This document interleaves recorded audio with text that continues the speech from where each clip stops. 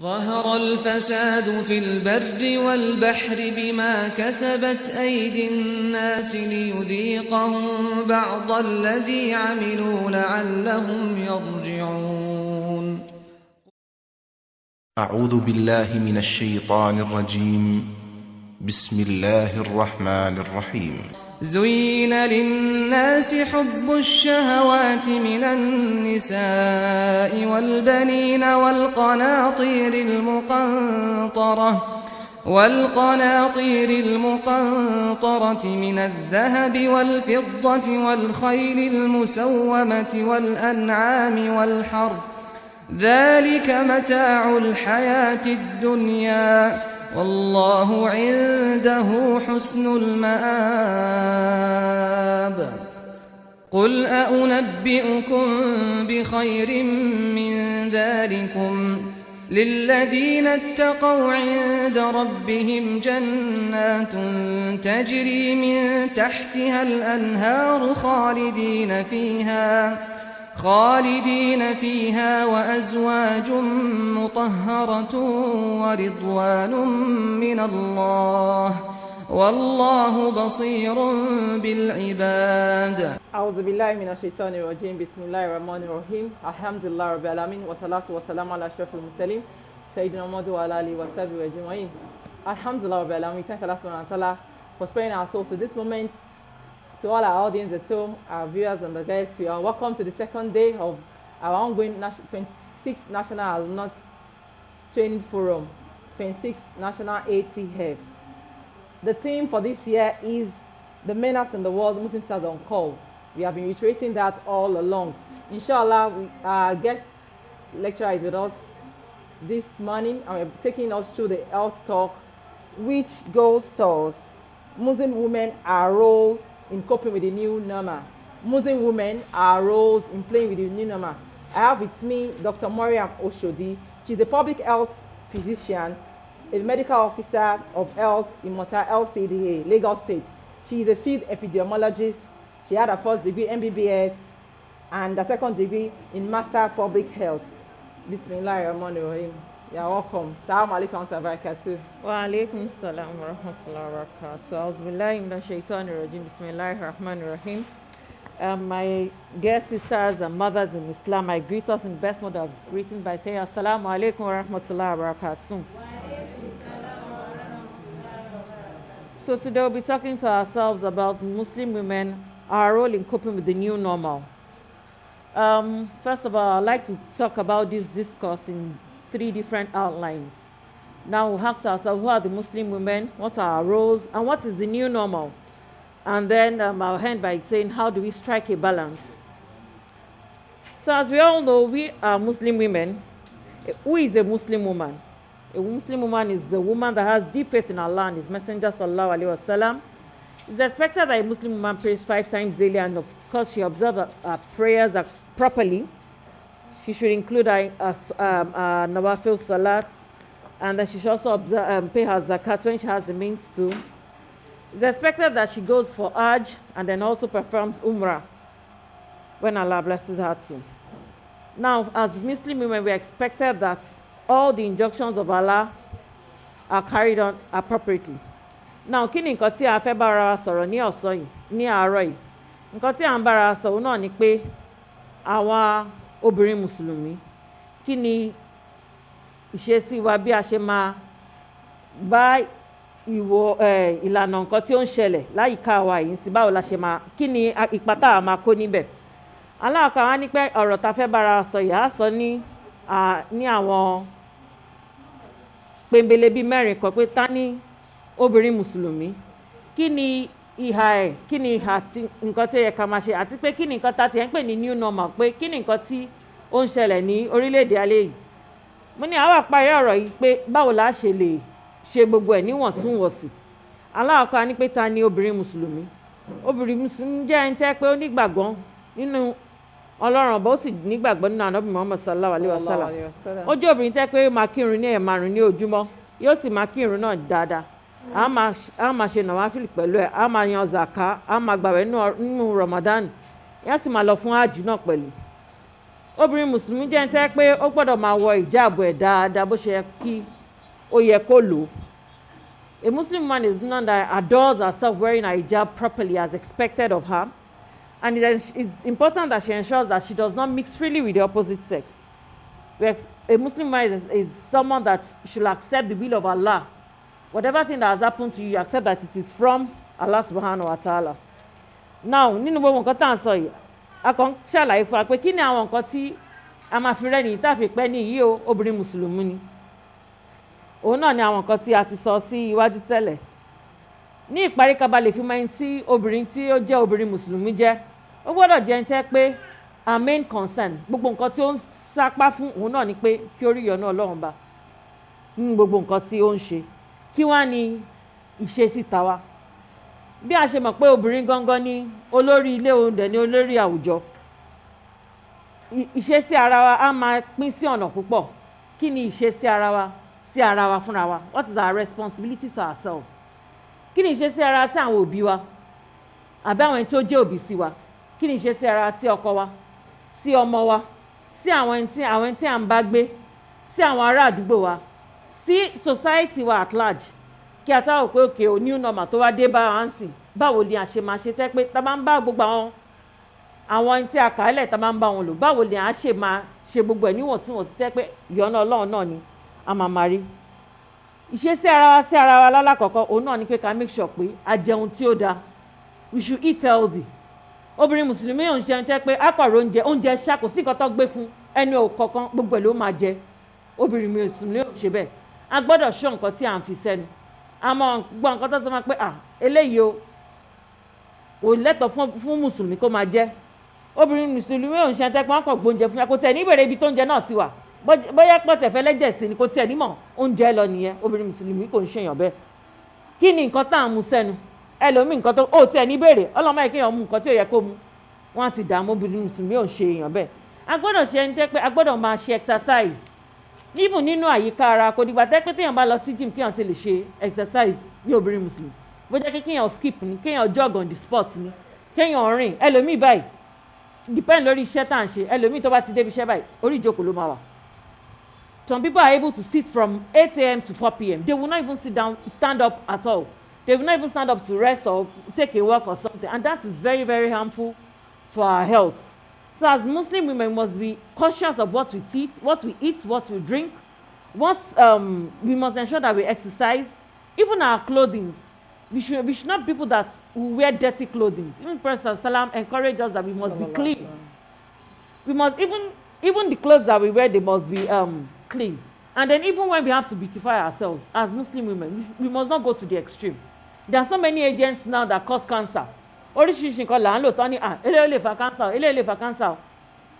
Even tó yẹ pé tá bá máa ṣe ara lóge, a gbọ́dọ̀ ṣe níwọ̀ntúnwọ̀nsì. Ẹlòmíì kẹ̀dẹ̀ ìjọba àwọn Mùsùlùmí wọ́n lè dá gbogbo ara lu. Ẹlòmíì tẹ́ pé they are prone to having keloids. So if téèyàn bá rí ẹni tẹ́ pé kí mosquito gan jẹ́ ó lè tara ẹ̀ ní keloids for people that have sensitive skin. So obìnrin Mùsùlùmí gbọ́dọ̀ jẹ́ ẹni tẹ́ pé ó gbọ́dọ̀ gbogbo ẹ̀ níwọ̀ntúnwọ̀nsì ni a gbọ́dọ̀ ṣe gbogbo ìyẹn.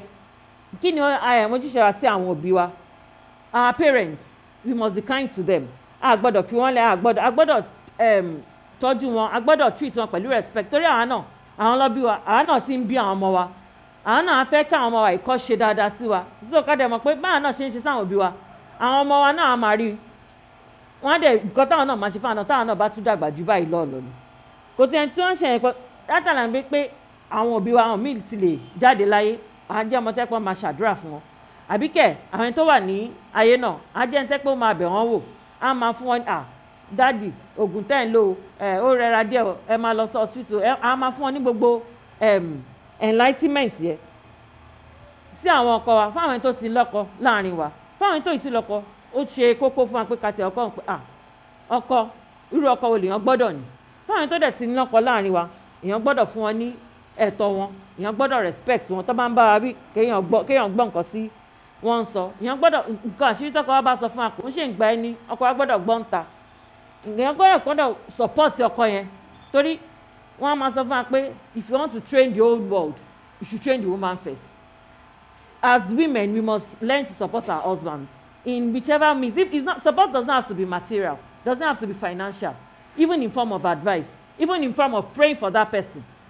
So as Muslim women must be able to do that. It's also very important for us as Muslim women that regards to our husbands, we share their joy, we share their sorrow. We are all humans, we are bound to offend ourselves. We should learn to forgive them. Now, what is our role to our children? As Muslim women, we know that this is a big responsibility. The world is turning into something else. We have to make sure that these children that we are bringing, the world is even getting worse every day, day in, day out. Now we look at the world. We ourselves should be scared that, is it this world that these children are coming into? When we were younger, things were not this bad. Now things are like this. We should ask ourselves, how would these children be able to cope with this menace? These children, that even children as young as 5 years, 4 years, they already know what you and I don't know. Àwọn ọmọ yẹn ojú wọn ti là sí oríṣiríṣi nǹkan tẹ́ pé àti àwa àtẹ̀yìn àti ẹ̀mọ̀. Tẹ́bá yẹn, how did you know this one? Mommy, you mean you don't know it? Because when you were at that age, you did not know those things. If I sent my 5-year-old to do something, the other child, I was asking her, Aisha, who taught you? Sir, come back. Mommy, you mean you don't know that one? Hey, Moradake Mopoluwa. Because they are far ahead of us. They know more than us. The things are changing. Things have changed. So what is our responsibility to these children? You should remember that that's one told us in the Quran.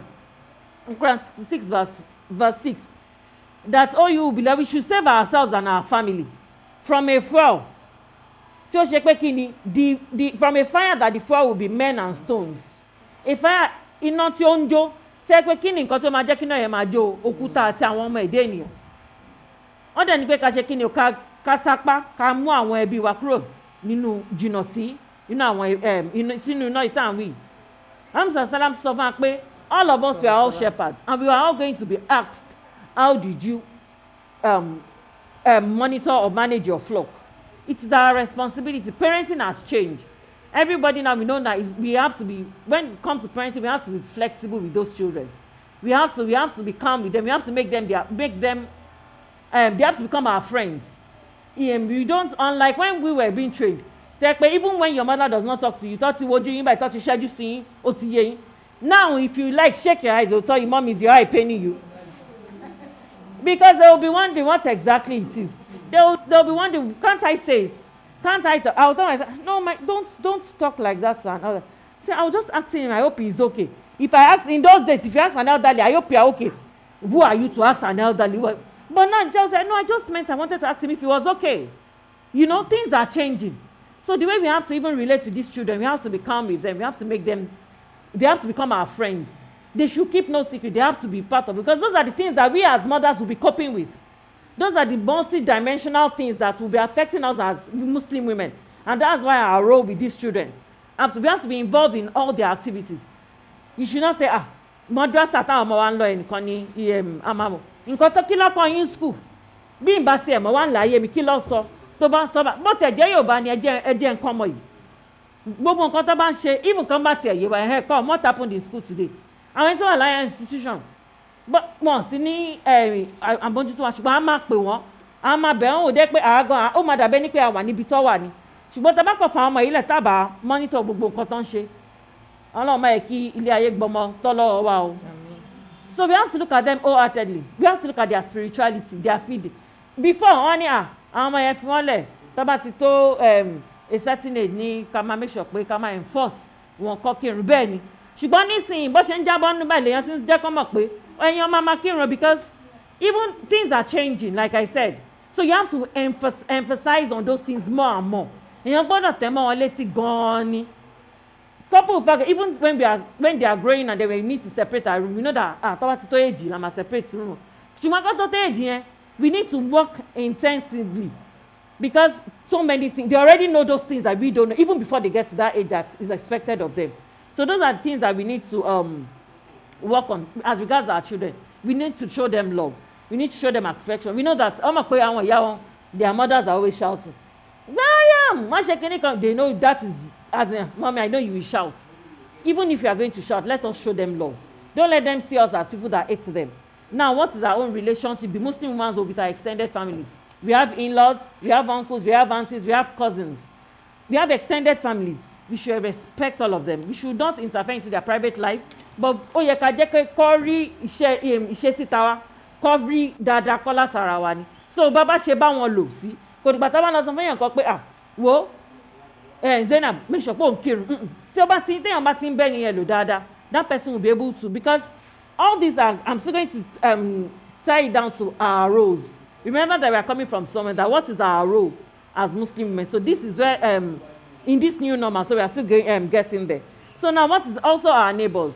Our neighbors are not just people that are on small legbegbe wa nìkan. First Sam said our houses should be 40 to the right and to the left, and likewise. And then he said that Angel Jubilee talked about neighbors till he thought that our neighbors ṣé wọ́n ní wá jẹ nínú ogún wa.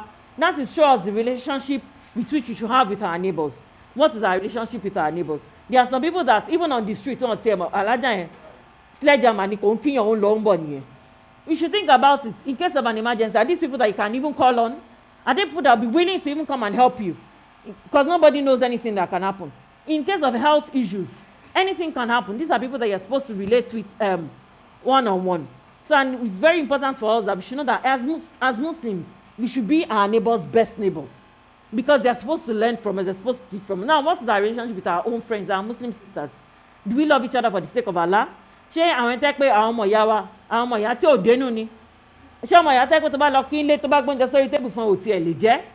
Kí ni ìṣesí wa sí ara wa tá fi jẹ́ ọmọ ìyá? Kò sí ni a máa ṣẹra wa. A gbọ́dọ̀ fi ìgbàláyè lẹ̀ fún wa. A gbọ́dọ̀ jẹ́ tẹ́ pé ó ń ṣe àforíjì ẹ̀ṣẹ̀ fọmọ ìyá ẹ̀. Ọlọ́run bá gan tá à ń sìn, à ń ṣẹ̀ lójoojúmọ́, ó sì ń dáríjì wa. Wọ́n ní pé tọ́lọ́run bá máa wo gbogbo ẹ̀ṣẹ̀ wa tá à ń ṣe ni kò yẹ kí èèyàn kọ́kọ́ kù lórílẹ̀‐èdè ayé. Ṣùgbọ́n Ọlọ́run bá látara àánú ẹ̀ ó ń ṣàánú wa, ó sì ń dáríjì wa. Àánú a gbọ́dọ̀ jẹ́ ń tẹ́ pé ó gbọ́dọ̀ máa dáríjì yàn. So now what is the new normal? Everybody á ti máa gbọ́ new normal, new normal, new normal. Kí ni nǹkan tó fa new normal yìí? Sometimes in December 31st precisely, 2019, a new virus came. It occurred in China. That was coronavirus. And then, it started spreading. Nigeria had their first case in February 27 precisely. It was an Italian man. Òun ló wá láti ìlú òyìnbó tó kó wá sí Nigeria. Bẹ́ẹ̀ ló dẹ̀ ti lọ káàkiri. Ní bí oṣù mẹ́fà sẹ́yìn, that was when we had the peak of this. That was around March, April, May, June. Tẹ́ pé à ń ṣe lockdown. Wọ́n ní àwọn èèyàn lè jáde o, ẹ jẹ́ àwa ń lé o. Wọ́n ní ká má jáde o, àwọn ọmọ òtí ẹ̀ lè lọ léèwé. Àwọn tó yẹ kó ṣe exam ò lè ṣe exam torí gbogbo wàhálà coronavirus yìí. Iṣẹ́ wọ́n ní gbogbo ọ̀nà tó téèyàn fi lè kó, téèyàn bá súnmọ́ ẹni tó bá sick àbẹ́ ẹni tó bá wúkọ́, a gbọ́dọ̀ ṣèkì ara wa. Gbogbo nǹkan tí a máa ń ṣe tẹ́lẹ̀, a lè ṣe party, a lè ṣe jáde. Ó papọ̀ mọ́ nǹkan tẹ́ pé à ń ní ìpàgọ́ tọdún yìí báyìí. Kò sí ọ̀kan tó máa gbà tá máa ṣe ìpàgọ́ ọdún tó lọ sẹ́yìn, a ò pé inshallah a tún ríra lọ́dún tó ń bọ̀ ni. Ṣùgbọ́n náà má jẹ́ ká rí èyí tó máa jẹ̀mí wa lọ. Òun náà ló jẹ́ ká bá ara wa ní ibi báyìí. So this is the new normal. We have come to live like this. There is nothing we can do about it. This is the new normal. The COVID-19 pandemic has made us resort to having almost everything that is online. You just have to learn how to use the Zoom. You have to do so many things online. So this is the new normal. We have to adjust our way of life to this new normal. If you are going to work, you have to adjust your way of life to work. We all have to wear our face masks everywhere we go. Because the COVID-19, we had a first wave that ended around August. And we thought, maybe the COVID-19, and now we're having a second wave. As of today, the number of people that were tested in Lagos alone, that was one for last time, was almost 300 and something. You can imagine, that is much, because that is just the tip of the iceberg. That figure is telling us that one contest, let's say like 1,000 or let's say 10,000, and they had that. So imagine if they tested everybody in Lagos. That means that we have much more cases in the community. And because of the nature of the way the disease is, you can have COVID-19 and you have no symptom at all. You have no symptom at all. Depending on your premorbid state, bara ń ṣe rí tẹ́lẹ̀. Tẹ́lẹ̀ mi à ní báyìí, àwa lára ẹ̀, á dẹ̀ lọ kò sí nǹkan tó tẹ̀ máa mọ̀ pé ó ní àìsàn yìí. Ṣùgbọ́n lómi tẹ́ pé bí ó ti ní àìsàn kan tàbí mìíràn lára, tó bá ti ní kíní ẹ̀ báyìí, á kàn break it down. Like yesterday now, we lost one of the most wonderful neurosurgeons in Nigeria. They all thought he had an asthmatic attack, and as Allah have it, boom, he was dead. It was COVID-19. very young, promising person. So we look at ourselves. There is no one that is immune to this. But we all have to be careful. We are having a second wave and we have to be very, very careful. And that's why we have to adapt to how we can work and continue our lives in the midst of all this. So how do we cope with all these events? How do we cope? First of all, before I mention how we cope, we need to know what are the effects of this, the whole new normal. It has had a global effect. So many people, for trade and economics, there has been a mild global recession. People cannot travel to go and get their goods again. People cannot send goods because there is no how. There are different ways by which this virus is being transmitted, so everybody is being careful. We have had religious effect. This year, very limited number of people could go for Hajj. Not to even talk of Umrah and the other likes, because we have, people are not allowed to travel. We have had lockdowns. Some countries are having their second and third lockdowns. They are having so many lockdowns now because somebody said, nǹkan báyìí o, ó tún ti ṣẹlẹ̀ o, wọ́n ti ń ka lockdown. As at some very recently, Lagos State has said, tí tùmọ̀ gba ọjọ́ táwọn ọmọ wa tún máa lọ léèwé o, because they are having a second wave, so everybody has to be careful. Àwọn tó ní kọ́ ṣe pati wọ́n ti ní ẹ jẹ́ àsinmi pati wọn lè ṣe pati mọ́ o. And then people are even saying bóyá ṣé wọ́n tún ṣe lockdown míì náà yẹn ní ìgbà tá a ṣe lockdown kọ́kọ́ àmọ̀ kan tó ju wá rí o, ṣé a tún máa ṣe lockdown kejì náà ni. So gbogbo àwọn effect tí a ti rí nínú ọ̀rọ̀ COVID-19 náà yẹn, inú ẹ̀ náà òun náà ni health crisis. So many people have died.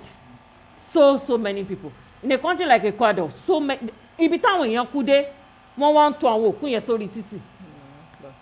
Alhamdulillah pé àtẹ̀rí rẹ̀ ní ìlú wa yìí, ṣùgbọ́n àwọn ọmọ ìyá náà ni àwọn tó wà ní àwọn ìlú tá à ń sọ yìí. Because they even had to kill to look at how would we bury our dead.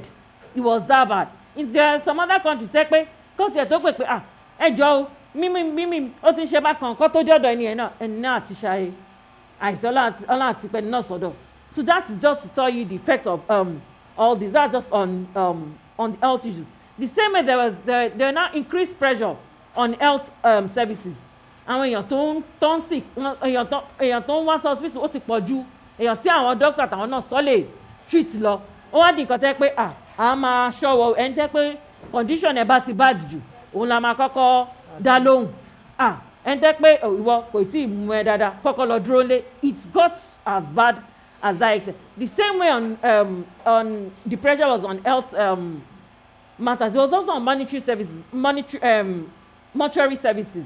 Like I said in those pé wọ́n tẹ̀lé ibi tó máa ṣe àwọn èèyàn sí because it got that bad. And nítorí pé àwọn ẹni tó bá kú látara COVID ó ní bó ṣe máa ń ṣe ìsìnkú wọn and all that. Another thing òun náà tún ni pé nínú àwọn effect tí new normal yìí òun náà ṣe fa is on mental health.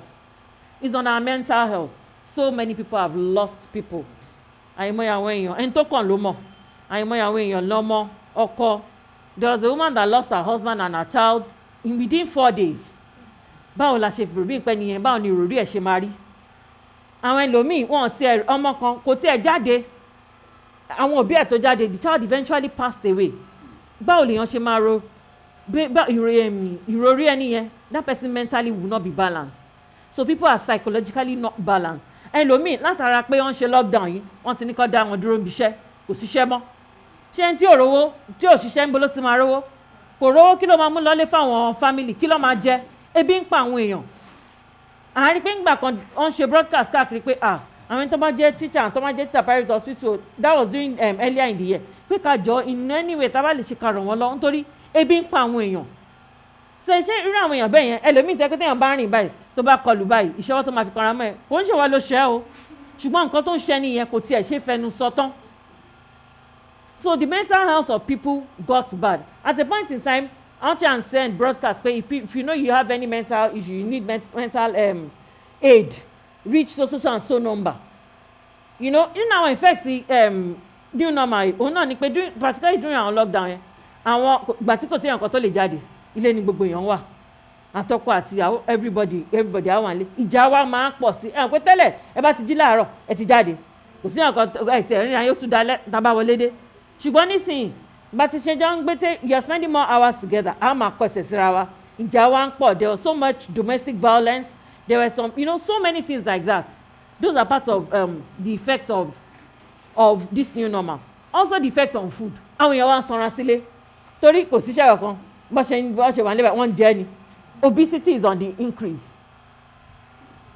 So bá ṣe jẹ pé tẹ́lẹ̀ tá màá sílé ó bá ti jẹ tàárọ̀ ó lè jù dálẹ̀ nísìn wọ́n á jẹ tàárọ̀ kó tó dọ̀sán wọ́n á ti jẹ brunch wọ́n á tiẹ̀ tí wọ́n á jẹ tọ̀sán lẹ́yìn tọ̀sán ilẹ̀ ò tí ì ní ṣọ́nà pé ká tẹ̀ tó fẹ́ lè panu.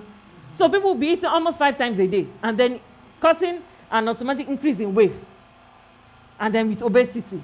Obesity also leads to other health issues. So you can see that it is a chain reaction. People eat lots of junk, and then even with the fact that kosowo, you just have to look for something to eat. Now look at the effect on students. Children have been, for people in our institution, they've been out of school for almost 1 year. In the public schools, for people in private schools, they're able to, because it's private, they're able to afford that. But how many people can afford the private universities? They've been out of school, and then they've been idle for long. So now, oríṣiríṣi nǹkan ni a máa rí lára wọn. When the schools resumed in September, studies said that over 22% of SS2 students, senior secondary school students, did not resume because they were, why? Gbogbo wọn ti lóyún. During the whole period of lockdown, they had been at home, they had been idle since March. So by the time Tamanika resumed padà, wọ́n ti gbóyún. They can't resume back to school. And they are this calls for worry. These are things that we need to think that what are the things that we can do about it. Now look at even the ones in that institution, they are at home. There's increase in use for internet. We are bored, we want to be phone. Phone. For some of them are even having online classes and online Zoom meetings and all that. Okay, listen to your online lecture. Page me. And so they are exposed to so many things. Just because we know that technology now, he has his own pros and cons. Some of them not around were exposed to online internet here. So those are things, some of the things that we can look. So it's just psychological effects of this whole thing. They cannot go and visit their loved ones. You can't visit families. You have to stay indoor. There was a man that need COVID, but he was just itching. People won't say a lorry. He had to devise a apparatus. Became a call rush or only cover see by. So lorry on the other side, the screen.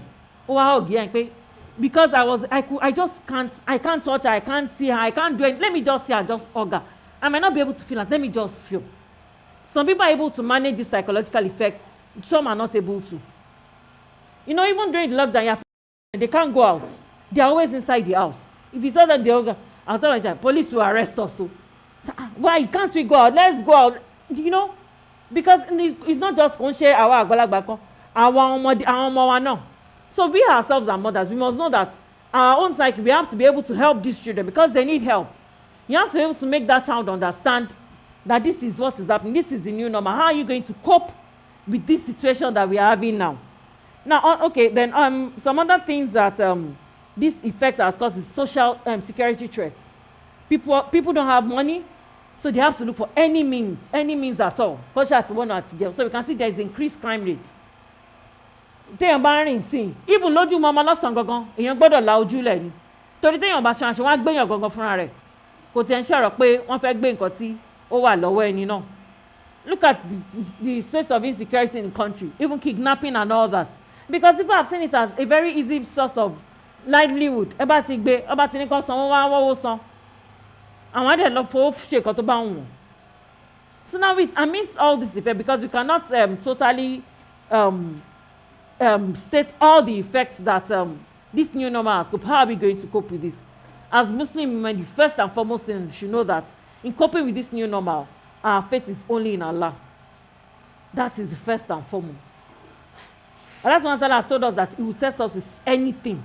So many things. He said in Surah Al-Baqarah that He will test us with our children, our money, with every single thing we have. And so we should know that this new normal is something Allah subhanahu wa ta'ala has sent to us, and He knows that we will be able to. Ọlọ́run ti mọ̀ pé a lè yọrí kúrò nínú ẹ̀ náà ni. So now, as Muslim women, let's start with our own self. Psychologically, we need to be balanced. What you don't have, you can't give. àwa fúnra wa gbọ́dọ̀ ṣe ìtọ́jú ara wa, because we are the mothers, we are the wives, we are the aunties, we are the teachers, we are the cooks, we are the homemakers. Our role is enormous. So we cannot overlook the fact that we have to start from ourselves and see how are we going to take care of ourselves. We'll have so many financial issues that might burden us. Some people might have lost their job. We have to look at what are the things that we can do to help us generate another source of income. Another thing that we can use to keep ourselves together. If we have health issues, as Muslim women, we have to make sure that these health issues are things that we must go to resolve.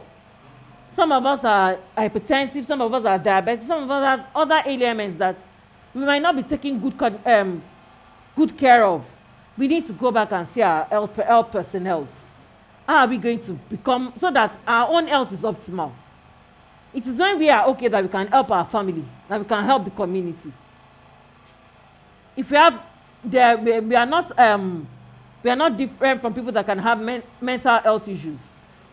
Amidst the new normal, because we have to look at báwo la ṣe fẹ́ ṣe tí gbogbo ẹ̀ á máa tòrò bó ṣe ń tòrò, even in the absence of nothing, as in even in the presence of nothing.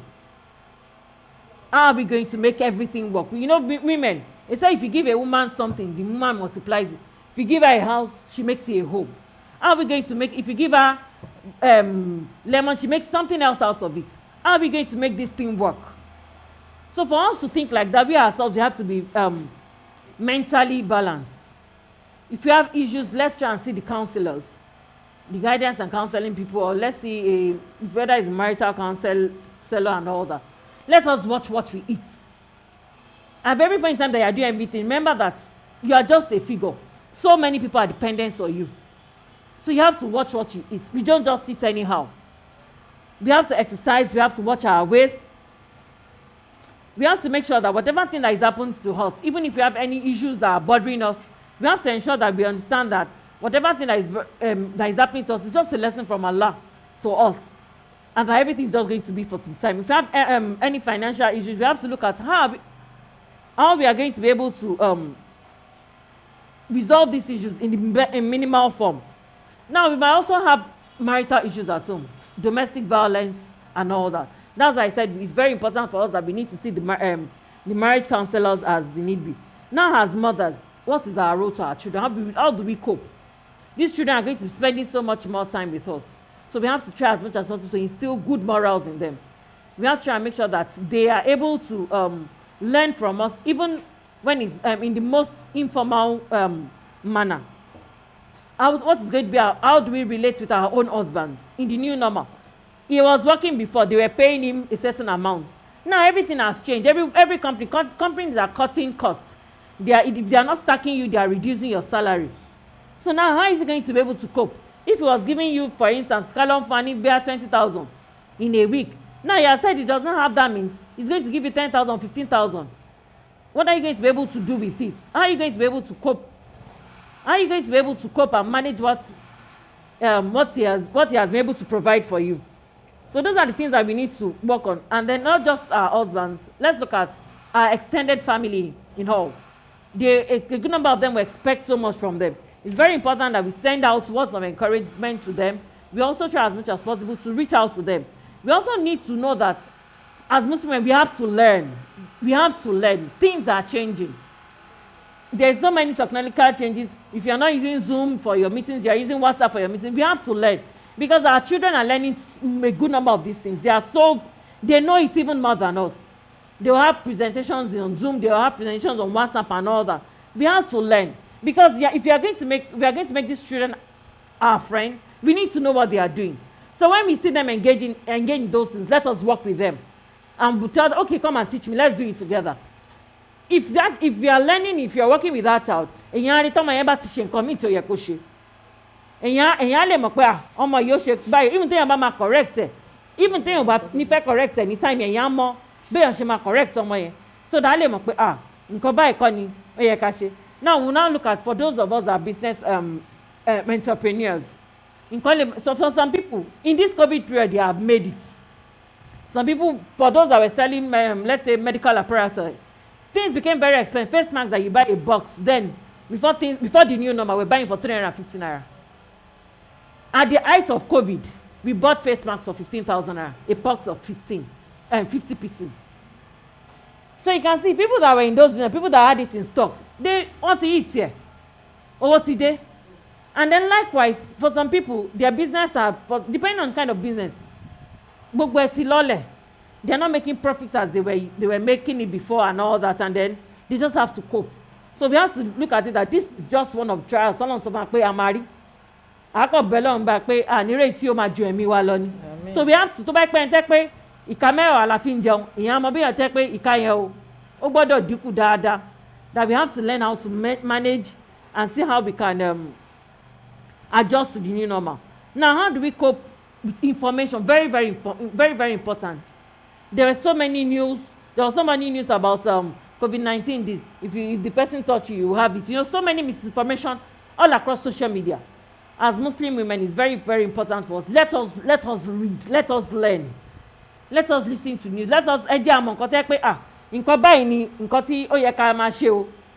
so that we will be able to inform even our own children.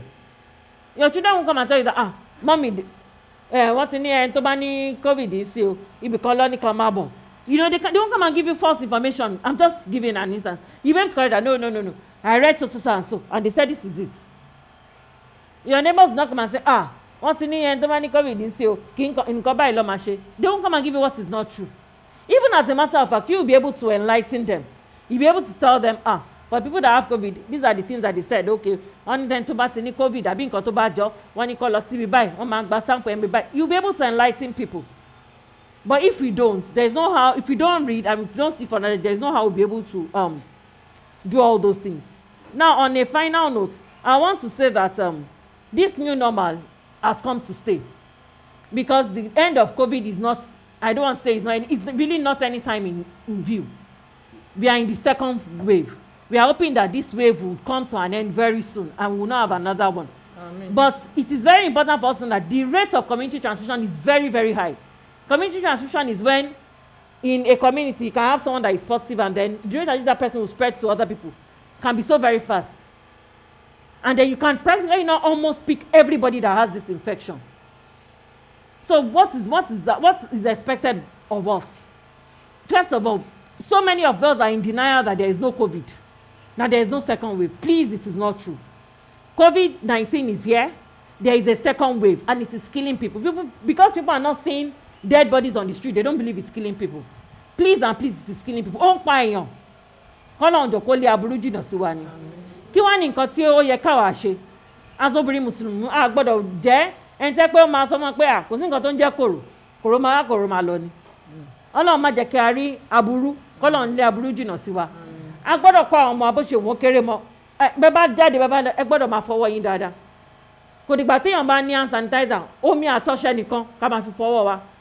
Islam gbọ́ ti kọ́ wa gbogbo yẹn ká tó jẹun gbọ́dọ̀ fọwọ́. Bàbá lọ sílé ìgbọ̀nsẹ̀ bàbá bọ́ta gbọ́dọ̀ fọwọ́.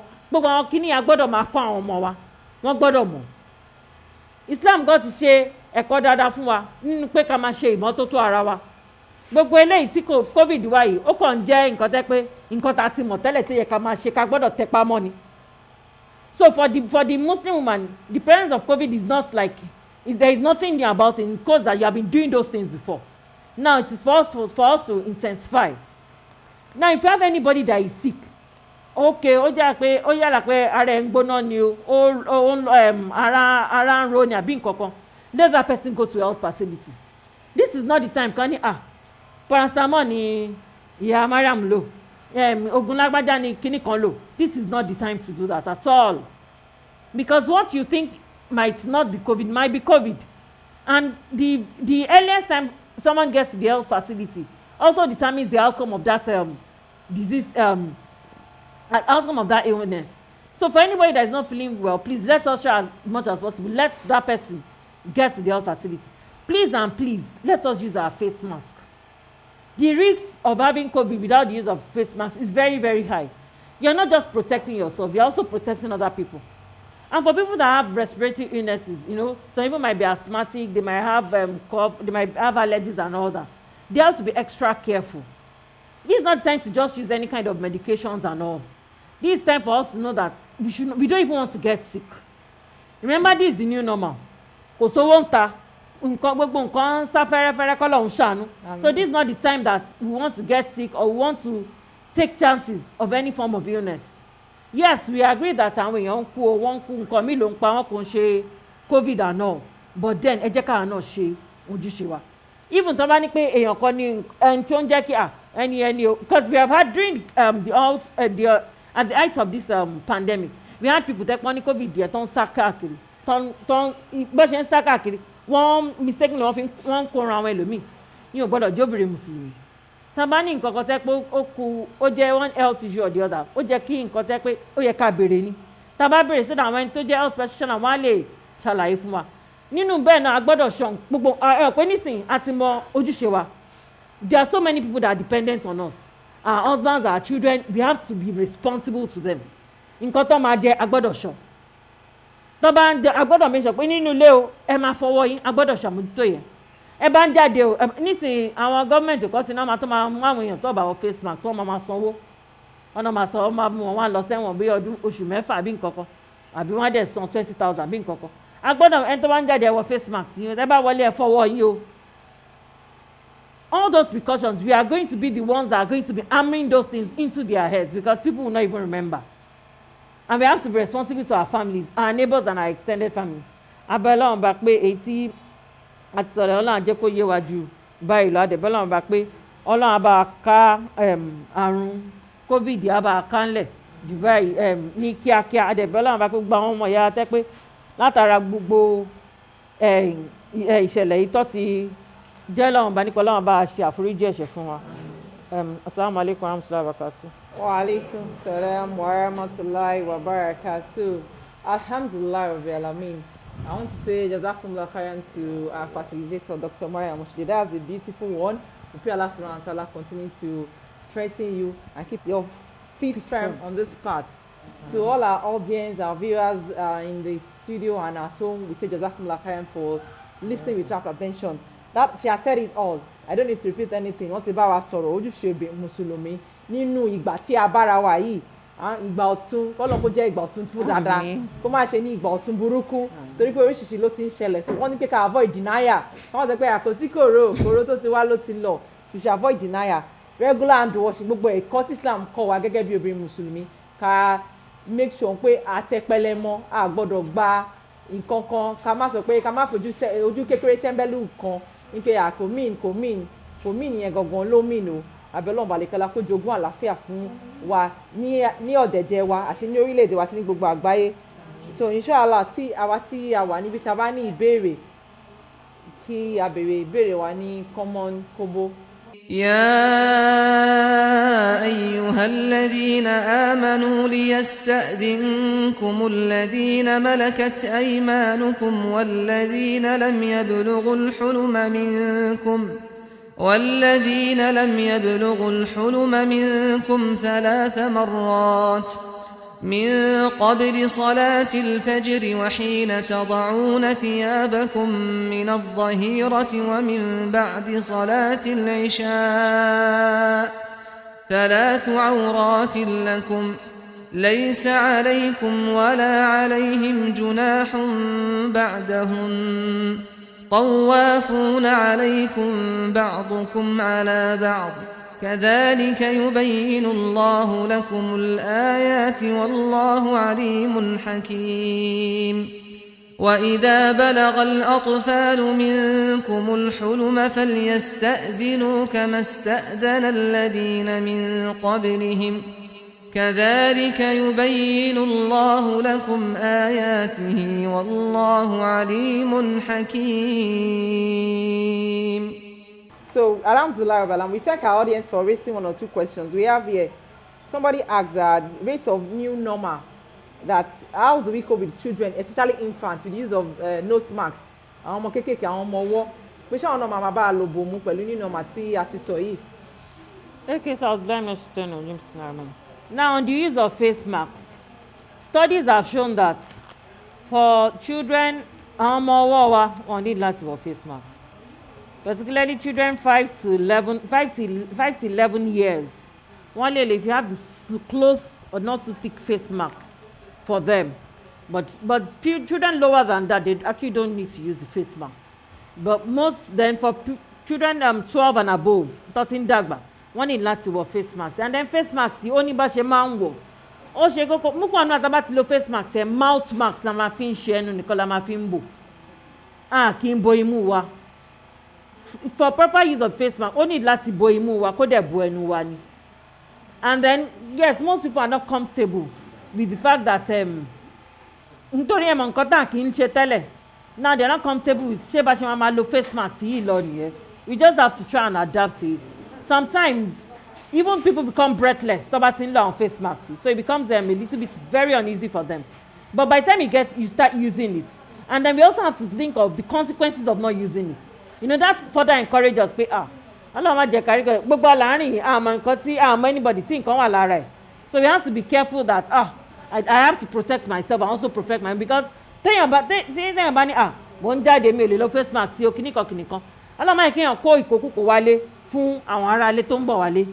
This scenario I'm stating, it was even I think the person's mother. Ìyá yẹn ò jáde rárá, she was in the house, but the younger people were the ones going out and all, and they came back and then she was infected. So you know, so we're not just, it's not just for ourselves. We are going out. So we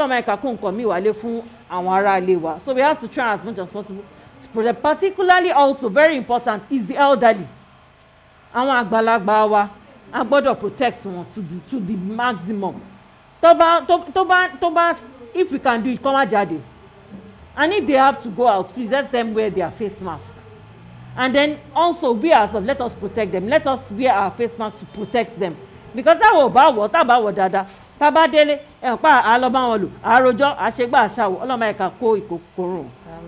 Then there's a question that there's an increased rate in cancer in women. Either is it due to family planning or the various methods of family planning, coil and the likes? Can you please enlighten us on that? Okay, I'll bring. Now, family planning. As we all know, there is no single family planning that does not have its side effects. Every time, for any woman that wants to have the family planning done, the health practitioner is supposed to counsel you. They will tell you, these are the types of family planning. These are the side effects of this family planning. This is what the family planning intends to do. It's very, very, very important. It is very, very, very important. So you need to know, you need to know, for any woman to just use family planning, you need to be counseled to know what exactly you're taking. They will tell you, when so now, part of side effects of some of those family plannings can be different from the cancer. Another one, some of them are actually protective. So you can have one, for instance, that can protect against breast cancer, but can predispose you to ovarian cancer.